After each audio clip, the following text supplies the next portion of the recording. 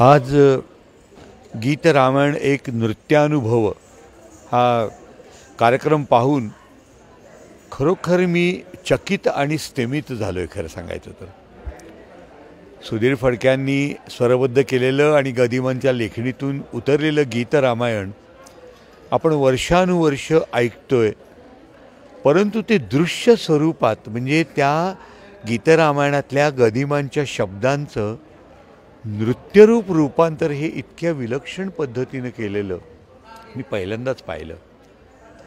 या मोजक्याच मुली होत्या, पण त्या वेगवेगळ्या भूमिकांमध्ये जाऊन म्हणजे क्षणार्धात आपली भूमिका बदलून त्या दुसऱ्या भूमिकेत शिरत होत्या.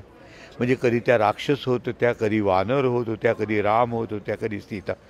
खरोखरीच त्यांच्यातलं कोऑर्डिनेशन हे अतिशय सुंदर होतं. आणि हा कार्यक्रम खरं तर म्हणजे महाराष्ट्रात सगळीकडं व्हायला पाहिजे असं मला वाटतं.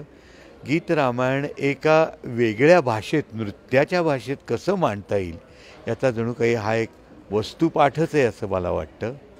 या निमित्ताने हा कार्यक्रम गदिमा व्यासपीठ आणि सौदामिनी प्रॉडक्शन या दोघांनी मिळून साजरा केला आणि रसिकांची उत्तम उपस्थिती लाभली.